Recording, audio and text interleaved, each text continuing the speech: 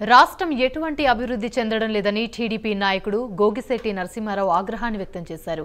నంద్యాల జిల్లా టీడీపీ కార్యాలయంలో వైసీపీ సామాజిక సాధికారక బస్సు యాత్రపై గోగిశెట్టి నరసింహారావు మాట్లాడారు. ఏమి సాధించారని సాధికారత యాత్రలు చేస్తున్నారని ప్రశ్నించారు. ప్రజల శ్రేయస్సుపై ప్రభుత్వం దృష్టి సారించాలని డిమాండ్ చేశారు. అభివృద్ధిపై చర్చకు రావాలని నరసింహారావు సవాల్ విసిరారు.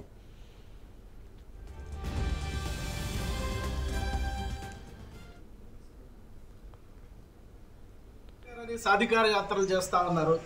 రాష్ట్రం అధోగతి ఫాలో అవుతా ఉంది. ఈరోజు రాష్ట్రంలో అభివృద్ధిని నోచుకోవట్లేదు. రాష్ట్రం ఏ రంగంలో చూసినా నిన్నటికి నిన్న ఈనాడు పేపర్లో వచ్చిన కథనాన్ని చూసి మా తెలుగుదేశం నాయకులు గిరిజన పాఠశాలలో హాస్టల్లో చలికి వణుకుతున్నటువంటి పిల్లలకి దుప్పట్లు పంచడం జరిగింది. మరి ఈ గవర్నమెంట్ ఏం చేస్తూ ఉంది? పాలకపక్షం దయచేసి ప్రజల శ్రేయస్సు మీద దృష్టి సారించాలి. అదేవిధంగా గాంధీ చౌక్లో ఉన్నటువంటి వ్యాపారస్తులు అందరూ కూడా వారాంతపు సెలవైనటువంటి శనివారము, అది కూడా సంవత్సరం అంతం ముందు వారి యొక్క వ్యాపారాలు బంద్ చేసుకొని నిన్న వాళ్ళ యొక్క వ్యాపార వ్యవస్థ అంతా కూడా అతాకుతలం చేస్తున్నారు.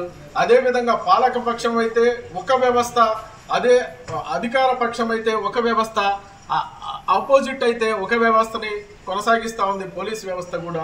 వారు కూడా దయచేసి న్యాయాలు పరిశీలించి ఇదే విధంగా వ్యాపారస్తుల్ని ఇబ్బంది పెట్టడం కానివ్వండి, వారి యొక్క వ్యాపారాలని కొల్లగొట్టడం కానివ్వండి, ఇటువంటి చేయొద్దని మనవి చేసుకుంటా ఉన్నాను.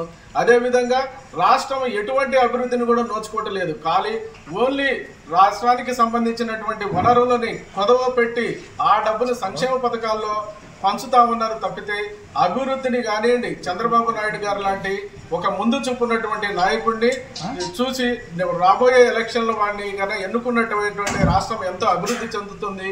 కనీసం ఒక అమరావతి అనేటువంటి మన రాష్ట్రం యొక్క ఇదిని కూడా వాళ్ళు తయారు చేసుకోలేదు.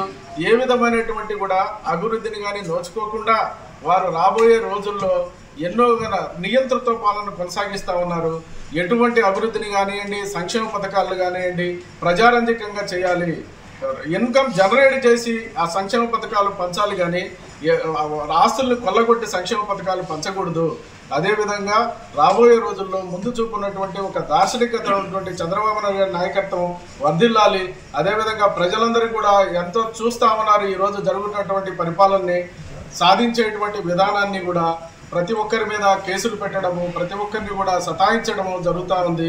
వీటన్నిటికి కూడా చరమగీతం పాడాలి. ప్రజలందరూ కూడా రాబోయేటువంటి 2024లో తెలుగుదేశం పార్టీని గద్దెనెక్కించి శ్రీ